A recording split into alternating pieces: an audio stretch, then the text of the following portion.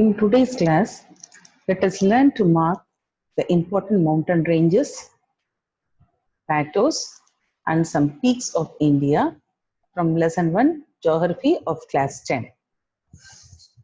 Some of these places given here are your book back exercise, and additionally, I have also given some important other places which are frequently asked in the public examination.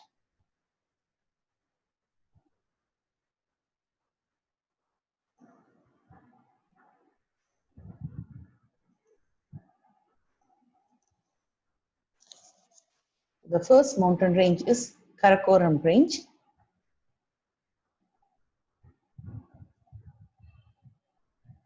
This is Karakoram Range, and this is number 1. And the highest peak of India is Mount K2. It lies on the Karakoram Range. So, if you are asked to mark the highest peak of India, you should mark Mount K2 here. This is Mount K2. It lies on Karakoram Range.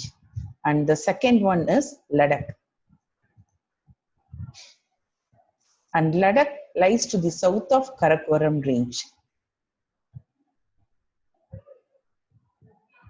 This is Ladakh. Number 2.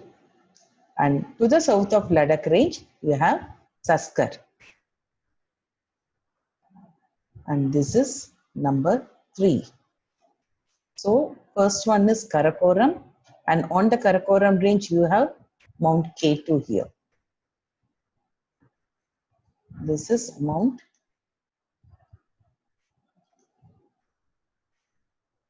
K2, which is also called as Godwin Austen, the highest peak of India. To the south of Karakoram, you have Ladakh Range and then Saskar. And the next one, number 4, is Kailash Range. And the Kailash Range, it is the source of 2 rivers. One is Brahmaputra, starts from Manasarovar Lake here, and it flows through Tibet and enters Arunachal Pradesh. And Indus has its source on the western side of this Kailash range. So this is Kailash, number 4. And fifth one is Mount Everest, the highest peak of the world. And you all should remember that Mount Everest, though it is on Mount Himalayas, it is Himalayan mountain range. It is not in India, but it is in Nepal. So Mount Everest should not be marked inside India. It should always be marked in Nepal.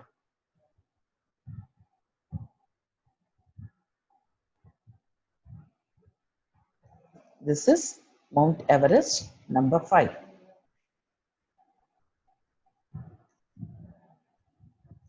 And number 6, Aravalli mountain range, one of the oldest mountain ranges of the world. This is Aravalli range, and to the west of Aravalli ranges, you have Thar Desert. So this is number 6. And the highest peak of Aravalli range is Guru Shikhar. The highest peak of Aravalli range is Guru Shikhar. This is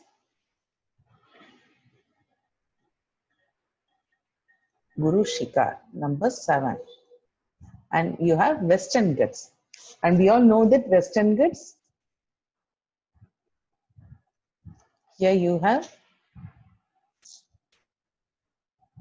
your Narmada, and here we have Tapti, and the Western Ghats run from south of Tapti river to Kanyakumari, and also Western Ghats is a continuous range of mountain hills, and Western Ghats, it lies close to the western coast. So while drawing the Western Ghats, we should keep everything in mind. It extends from south of Tapti river and close to the western coast. So this is Western Ghats. It extends up to Kanyakumari. So Western Ghats is number 8. Number 8. Then Eastern Ghats. Eastern Ghats extends from Mahanadi River Delta up to Nilgiris. Western Ghats and Eastern Ghats meet at Nilgiris, and Eastern Ghats is a discontinuous range of mountains, and it lies a little bit far away from the eastern coast. The eastern coastal plain is broader. So from Mahanadi River Delta, it is a discontinuous range, and it meets Western Ghats in Nilgiris. So this is Eastern Ghats is number 9. This is number 9. And the 10th one is Malwa Plateau. Malwa Plateau lies between this Aravalli range, and here you have Vindhya mountain ranges. See, Vindhya is here number 15. So let me first draw the Vindhya mountain ranges here.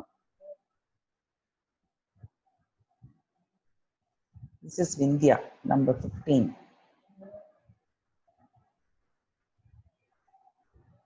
Vindhya and Satpuras.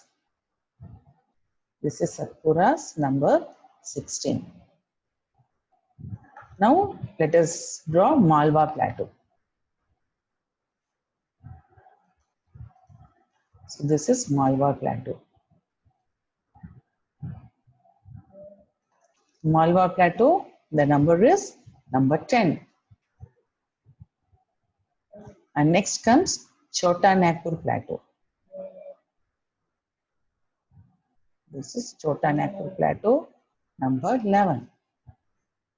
And number 12, Deccan Plateau. The shape of the Deccan Plateau is an inverted triangle.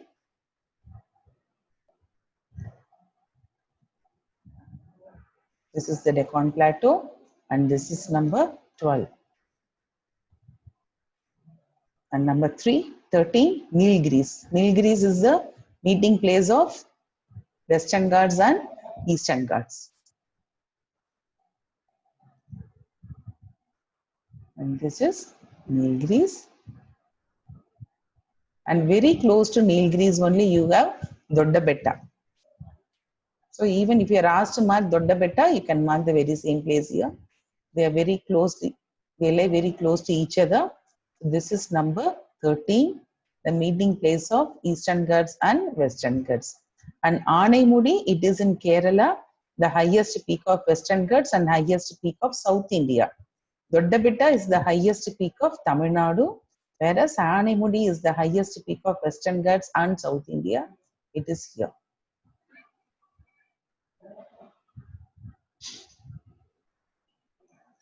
This is Anaimudi, number 14. And Vindhyas and Satpuras already we have marked. Then Rajmahal Hills.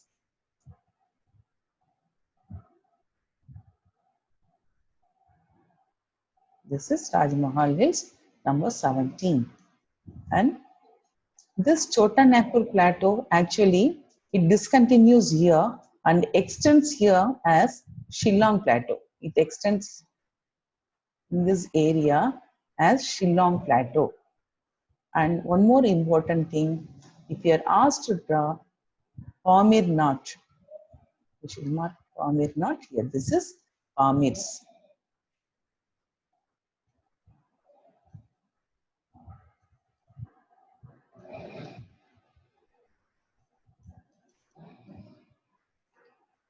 Pamir Knot.